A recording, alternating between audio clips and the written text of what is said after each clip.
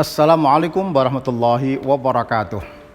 Alhamdulillah wassalatu wassalamu ala Rasulillah wa ala alihi wa sahbihi wa mawalah.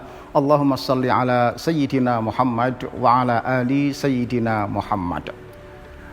Sikap life excellent, kehidupan yang bahagia, yang damai. Yang kedua yang perlu dikembangkan adalah sikap sabar. Sabar, para kiai membagi ada 3. Sabar dalam taat. Yang kedua, sabar dari berbuat maksiat. Dan ketiga, sabar ketika mendapatkan musibah.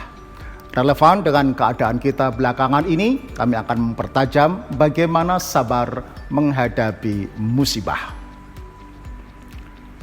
Musibah itu hal yang biasa di dalam kehidupan kita umat manusia.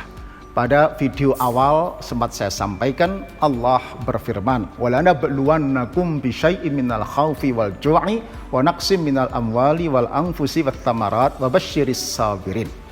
Dalam ilmu balaghah Allah menegaskan, sungguh pasti teman kalian akan diuji oleh Allah dengan ketakutan, kelaparan, wa naqsim, dan dari kekurangan harta, nyawa, jiwa, dan penghasilan. Persis seperti yang kita rasakan selama ini. Wa basyiris sabirin, tapi berilah berita gembira kepada orang-orang yang sabar. Artinya orang yang sabar mendapatkan musibah seberat itu tetap dalam keadaan tenang, tidak panikan, tidak baperan. Kenapa? Orang beriman mengakui bahwa musibah itu sebuah keniscayaan. Jangan pernah berharap hidup lempeng tanpa musibah.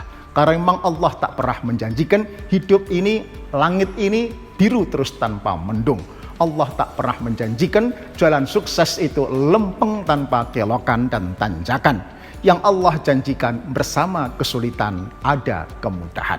Inna ma'al usri yusra, fa inna ma'al usri yusra. So, sekali lagi, jangan pernah berharap hidup tanpa musibah, tanpa kesulitan. Kalau boleh berharap hidup ini tanpa kesulitan, mestinya bukan kita yang mendapatkan priority atau kesempatan duluan. Kenapa? Ibrahim dan Muhammad sallallahu alaihi wasallam, dua makhluk yang paling dicintai oleh Allah, mestinya mereka yang berhak mendapatkan prioritas untuk segala kemudahan. Tapi ternyata kedua nabi itu penuh dengan ujian, cobaan, kesulitan. Sampai disebut nabi yang ulil azmi, yang tahan uji.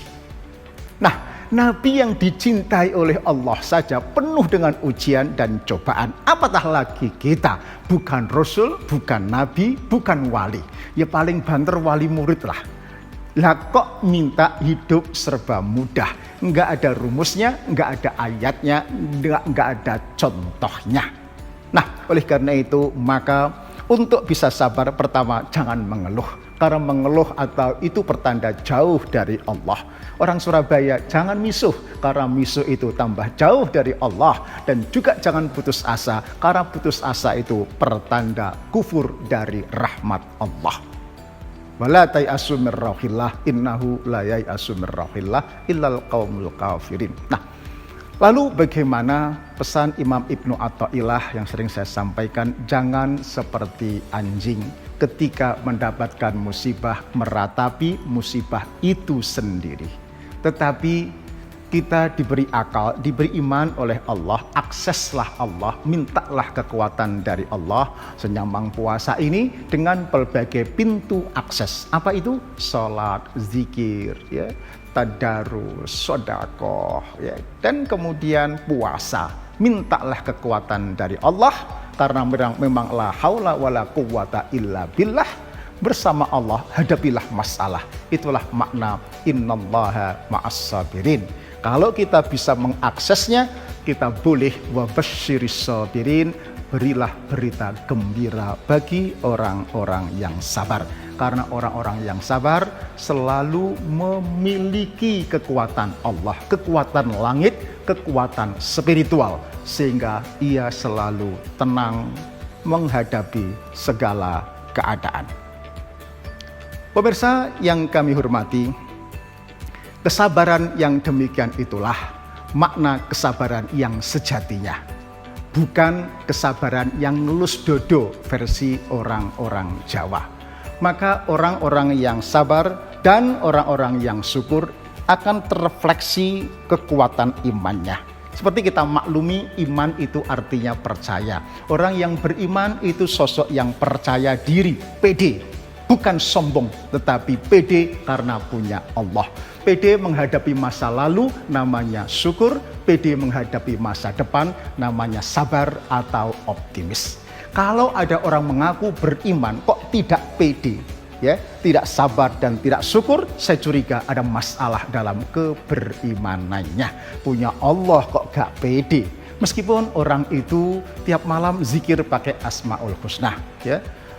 Pakai tasbih sampai merotoli, ya. Tapi kalau tidak pede menghadapi keadaan hidup yang sulit ini, saya khawatir ada masalah dalam keberimanannya. Tak heran kalau kemudian Rasul bersabda, iman itu hakikatnya dua, separuhnya syukur, separuhnya sabar.